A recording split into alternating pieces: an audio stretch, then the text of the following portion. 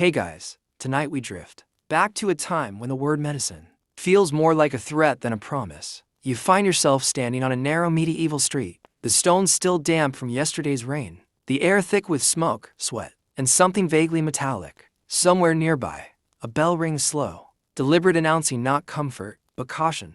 You can almost hear it whisper that if you get sick here, you probably won't survive this. And yes, that's meant to be half a joke, half a warning, because in this world, healing is loud, messy, and often fatal. You don't walk into a clinic expecting relief. You walk embracing yourself for pain, blood, or prayer, or all three. The idea of a gentle recovery simply hasn't been invented yet. Tonight's journey is about those cures that promised life but quietly delivered death, sometimes faster than the disease itself. So, before you get comfortable, take a moment to like the video and subscribe, but only if you genuinely enjoy what I do here. And while you're at it, drop a comment telling me where you're listening from and what the local time is. There's something oddly comforting about knowing how many of us are awake together right now. Now, dim the lights, maybe turn on a fan for that soft background and let's ease into tonight's journey together. You begin to understand, almost immediately, that medieval medicine isn't built on kindness. It's built on balance, specifically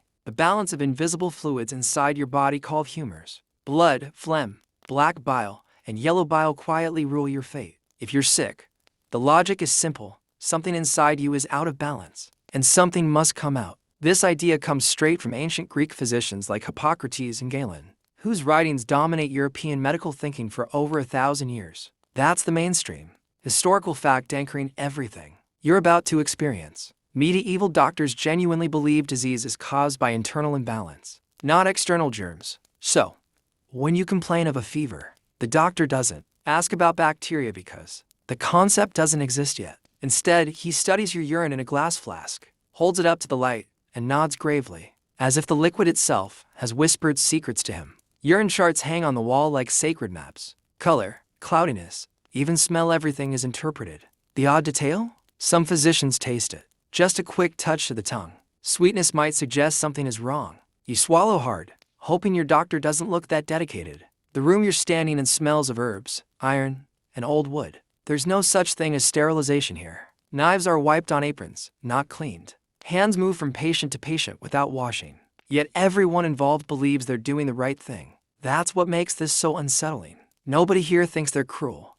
You notice how calm the doctor seems, almost relaxed. He wears authority like a heavy cloak, because knowledge, especially ancient knowledge, is power. Questioning it is rare, dangerous even. Scholars still argue whether medieval physicians truly believed in these methods or whether social pressure and tradition trapped them into repeating harmful practices long after doubts appeared.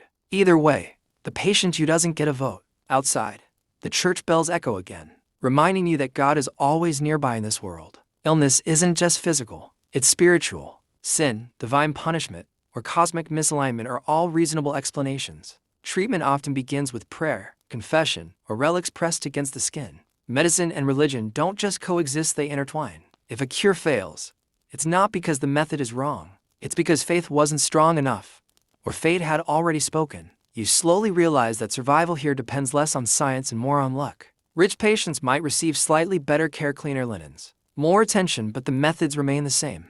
Poor patients crowd into shared spaces where disease spreads easily. Hospitals exist, yes, but they feel more like waiting rooms for the afterlife. Many are run by religious orders focused on spiritual comfort rather than physical recovery. There's a strange comfort in certainty, though. Medieval medicine offers that in abundance. Everything has a cause. Everything has a response. Bleeding, purging, vomiting, praying, action feels better than helplessness. From the doctor's perspective, doing something is always better than doing nothing. And so the treatments continue, even as patients weaken, fade, or quietly die. You begin to sense the irony. The disease might have spared you if left alone. A mild infection, a recoverable fever. But the cure? That's the real danger. The intervention itself can push the body past the point of return. Yet no one records these failures as proof of error. Death is simply part of God's plan. As you stand there, listening to the low murmur of Latin phrases and whispered prayers, you realize something else. This isn't stupidity. It's the best system they have. Knowledge is inherited, not tested. Experimentation is rare and risky. Challenging ancient authorities can brand you arrogant or heretical. Progress moves slowly, like a candle flickering in a drafty hall. This section of the journey sets the tone for everything that follows. You're not entering a world of cartoonish ignorance. You're entering a world of sincere belief, where logic follows, rules that no longer make sense to us but make perfect sense to them. And that's what makes the coming cures so deadly. They aren't accidents, they're intentions. You take one last look around the room, feeling oddly grateful for modern medicine, antiseptic smells, and the boring miracle of antibiotics. The bell outside fades. The doctor turns back to you, reaching for his tools, convinced that relief lies just a little deeper beneath your skin. And as you drift forward with me, remember this feeling. Because once we start removing blood, applying leeches and prescribing poison, you'll see just how thin the line is between healing and harm. You don't have to wait long before you meet medieval medicine's favorite solution to almost everything. No matter what aches, burns, or throbs inside you, the answer arrives with calm confidence: bloodletting. You sit on a wooden stool as the physician rolls up your sleeve, not with hesitation, but with the quiet certainty of someone convinced he's saving your life. This isn't desperation. This is doctrine. The belief is simple and deeply trusted. Too much blood makes you hot, feverish, angry, restless. Remove it, and balance returns. Blood is not precious here. It's suspicious. Medieval medical texts describe it as the most abundant humor, the one most likely to overflow and cause trouble. So, when you complain of a headache, a cough, a stomach pain, or even sadness, the solution is the same.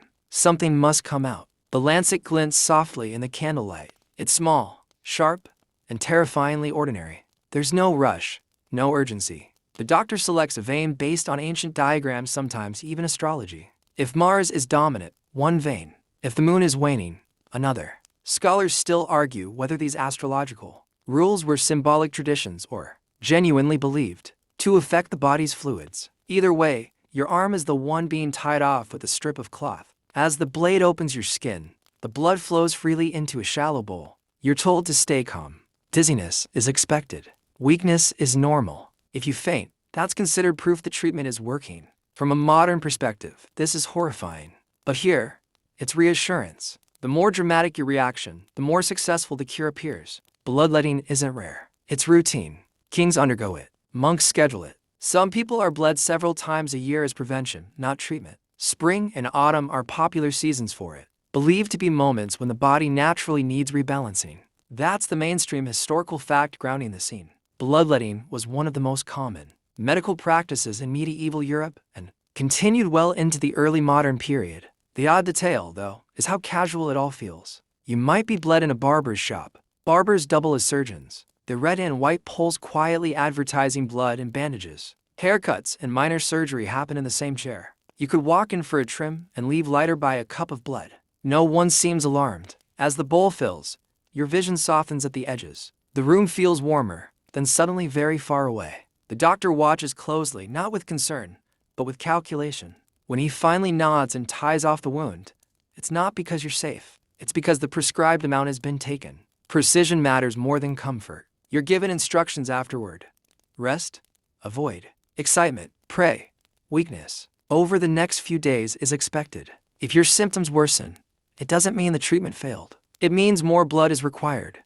This logic loops endlessly, trapping patients in cycles of depletion. Many don't die from their illness. They die because their bodies simply don't have enough strength left to recover. And yet, bloodletting sometimes appears to work. A fever breaks. A patient feels temporarily relieved. That fleeting success reinforces the belief, drowning out the countless quiet failures. Humans are very good at remembering the miracle and forgetting the cost. You notice how authority shields the practice. The physician cites Galen.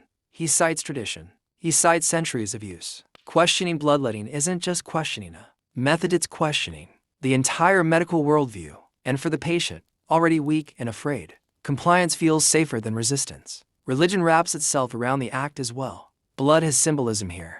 Christ's blood, sacrifice, purification, letting. Blood can feel spiritually cleansing, a visible sign of suffering offered up for healing.